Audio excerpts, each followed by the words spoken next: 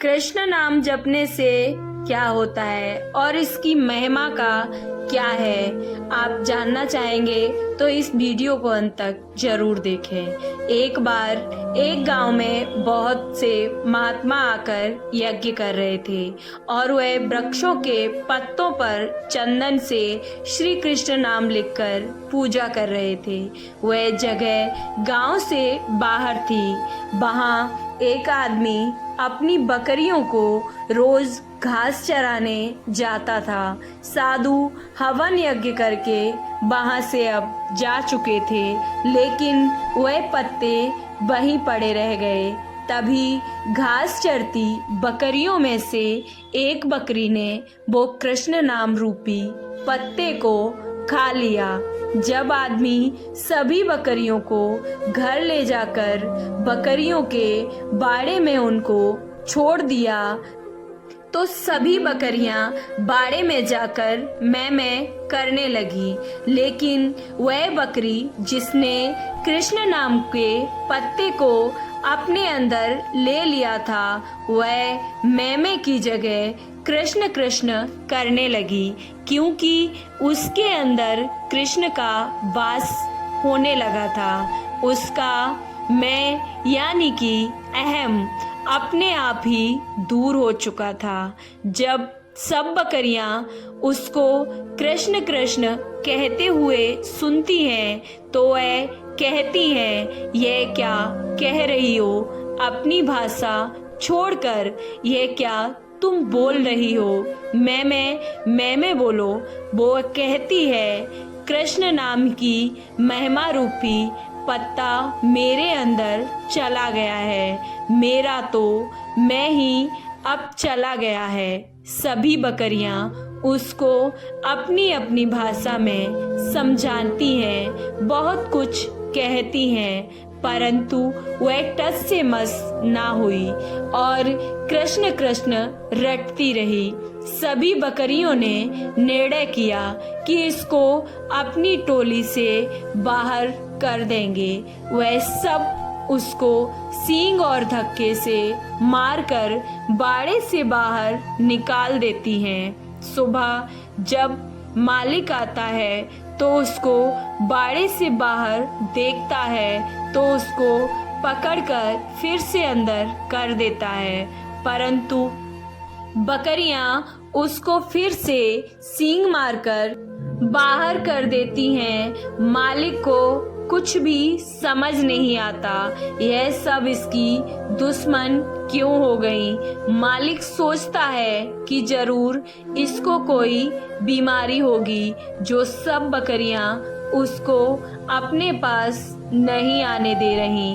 तो वह सोचता है कि यह ना हो कि कहीं सारी बकरियां एक ही बीमारी के कारण और भी अत्यधिक बीमार पड़ जाएं और इस बकरी को वह अलग कर दे, यही उसके लिए भी उचित होगा। वह रात को ही उस बकरी को जंगल में ले जाकर छोड़ देता है। सुबह जब जंगल में अकेली खड़ी बकरी को एक व्यक्ति जो कि चोर होता है वह देखता है तो उस बकरी को लेकर जल्दी से भाग जाता है और दूर गांव जाकर उसे किसी एक किसान को बेच देता है। किसान जो कि बहुत ही भोला भाला और भला मानस था, उसको कोई फर्क नहीं पड़ता कि बकरी मैं कह रही है या फिर कृष्ण कृष्ण। वह बकरी सारा दिन कृष्ण कृष्ण जपती रहती। अब वह किसान उस बकरी का दूध बेचकर ही अपना गुजारा करता था। कृष्ण नाम के प्रभाव से अब बकरी बहुत ही ज्यादा और मीठा दूध देने लगी थी। दूर दूर से लोग उसका दूध उस किसान से लेने आते। किसान जो कि बहुत ही गरीब था, बकरी के आने से और उसके दूध की बिक्री होने से उसकी घर की दशा अब सुधरने लगी थी। एक दिन राजा ने मंत्री और सैनिक उस गांव से गुजर रहे थे। राजा उसको बहुत ही भूख लगी थी। तभी उन्हें किसान का एक घर दिखाई दिया। किसान ने उसको बकरी का दूध पिलाया। इतना मीठा और अच्छा दूध पीकर मंत्री और सैनिक बहुत ही खुश हुए। उन्होंने किसान को कहा कि हमने इससे पहले कभी भी ऐसा दूध नहीं पिया है।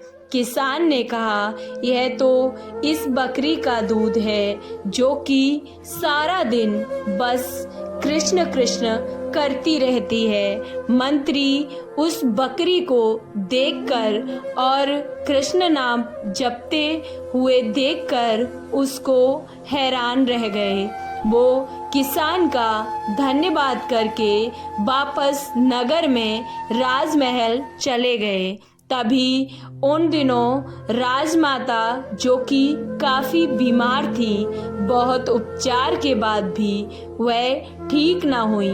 राजगुरु ने कहा, माता जी का स्वस्थ होना अब अत्यंत ही मुश्किल है।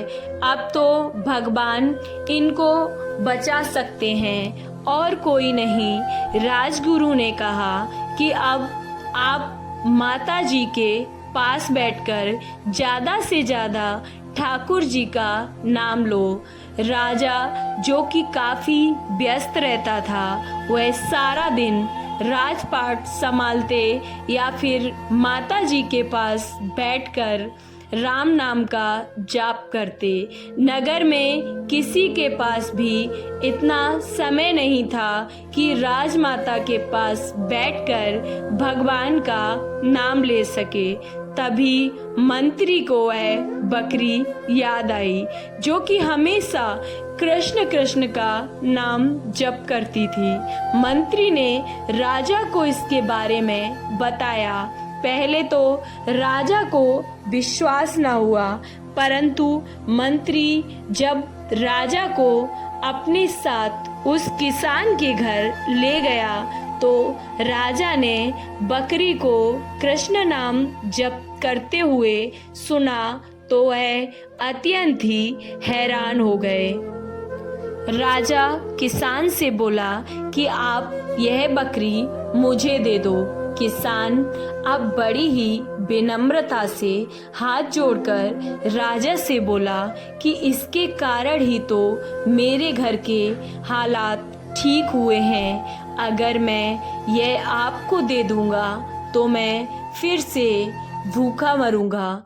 राजा ने कहा कि आप फिक्र ना करो, मैं आपको इतना धन दे दूंगा कि आपकी गरीबी दूर हो जाएगी। अब किसान ने खुशी खुशी बकरी को राजा को दे दिया। अब तो बकरी राजमहल में राजमाता के पास बैठकर निरंतर ही कृष्ण कृष्ण का जाप करती रहती। कृष्ण नाम के कानों में पड़ने से और बकरी का मीठा और स्वच्छ दूध पीने से राजमाता की सेहत में अत्यंत ही सुधार होने लगा था और धीरे धीरे वह बिल्कुल ठीक भी हो गई। अब तो बकरी राजमहल में राजा के पास ही रहने लगी। तभी उसकी संगत से पूरा राजमहल कृष्ण कृष्ण का जाप करने लगा। अब पूरे राजमहल और पूरे नगर में कृष्ण रूपी माहौल हो गया।